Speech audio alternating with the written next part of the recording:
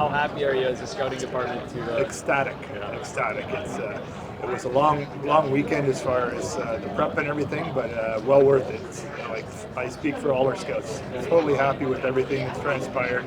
The scouts were engaged, as we talked about before, and we left here with what we think, as every team does, a great haul.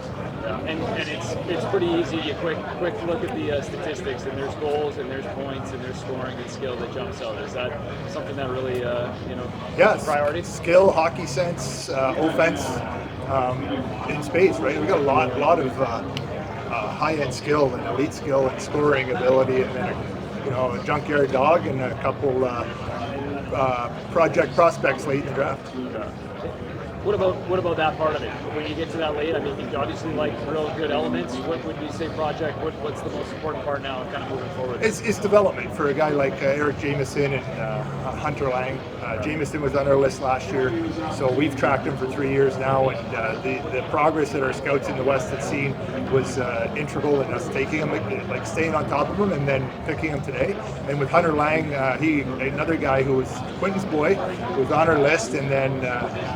Again, a guy our Western guys really liked, and then what happened was Jerome was sort of the finisher there. Jerome really liked the kid. He knows the family live in Kelowna, so he said he's going to take him in the garage and wrestle with him and train him, and if he can handle that, then he's going to be a player for us one day. Hard to say no to that, I would Exactly. Can you put into words, obviously you guys have a lot of kids with offensive upside in your hall. Obviously you need offense to win, but can you put into words why there was such an emphasis on those types of players? I think there always is. I think I said at the start of the year, like I didn't think this was a deep draft, and by December I'm like, oh my God, this is a really good draft. And I think that speaks to it. We got Luke Misa who at 150, and he's skilled, he's smart, he's got good hands. Like it just, to me, it's the depth of the draft. So you always want to get as much skill and offense as you can. I think when you lose some skill and offense from your big team and you don't have as many picks, now you're trying to recoup that, right? So, but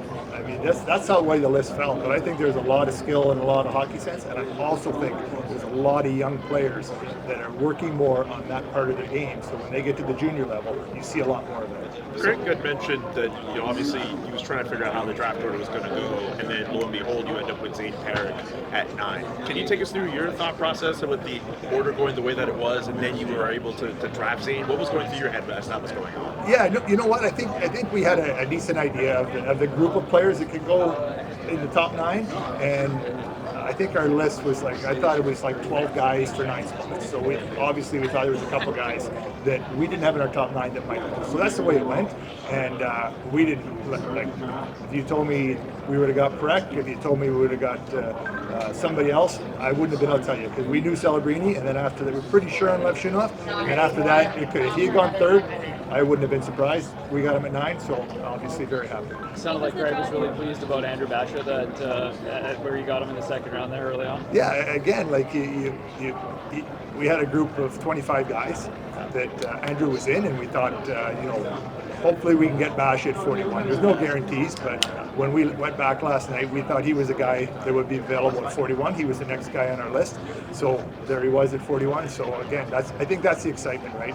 Because at the top, when you're doing 9, we knew we were getting a good player there, and then you need some people that you don't have rated as high to go to get a guy at 41 who you have at 25, and that's the same for all the teams, right? So that was the case with Andrew, and I think the fact that he's a Calgary kid was a little ribbon on top. What are his on-ice attributes that drew the organization to him? Hockey sense, skill, quickness. He had really good chemistry with Lidstrom in Medicine Hat. He's a worker, and he plays in the hard areas. So, and he succeeds with the skill in the hard areas. So those were the biggest parts. I know you basically listed off the top 3 here. Do you mind going further down the list and giving us kind of a brief scouting report for the guys? So, sure. So do you want to let's do it in order? I can look at it. So Jacob Battaglia, Kingston Frontenacs, Fred Parker, said his description is the most apt I've heard. He's a junkyard dog. He's thick. He's in the middle of the battle. He's got good enough hands to score in the trenches, and he's always in the trenches at the middle of it. So that's basically a Fred Parker pick there. Henry Muse, just value. It was pure value. I mean, we we talked about him and Battaglia at the same pick, and Fred said for sure Battaglia, and then if Henry's there at the next pick, we're taking him, and he was there. So again, like I was joking with Brad Pascal. I said, you're going to Penticton, like you got Burstowicz, you got Parecki, you got Muse. The power play better be humming. You tell those coaches, it's like no excuses, right? Yep. So again, you're looking for skill, and you get it where we got Henry, and then like I said, where we got Muse. Zarulin was that was Jordan. So before last night, we put his goalies in the slots the range where he thought he would get to, and we got to actually it was the 62nd pick before that pick, and he said, this is an area I like this guy. And we said, well, we're not going to do it here, but definitely the next two picks. And then he just stayed. He kept on texting, and we got to the point where I told him, yeah, we're going to take him as long as he's there at the next pick, and it came up. So Hoskin was a total Terry Dorn pick. So watched him a lot in Coburg. We saw him in the World Junior A Challenge. He was really good there, but not a big enough window for us to say definitively what he was going forward. So Terry said, again, skilled, smart. He's going to Niagara next year. He's gone through a draft. Like he's an older kid, but lots of time to develop, and going to school really helps us as well for that development time. And then Luke Misa, 150th overall, skilled, smart. Like we just felt like there was no at 125. We're gonna get Misa. Just the way everything was going, we're gonna get him at 150. So. Then Hunter Lang, we talked about Hunter a little bit, just a big rig, real smart player. Obviously at 6'6", he's got some developing to do with the overall physical part, but really happy, especially when our Weston scouts really liked him, and then when Jerome's like, yeah, it's sort of like, okay, that's validation for not only me, but for the scouts that are like, really, Jerome? I said, yeah, that's what Jerome said.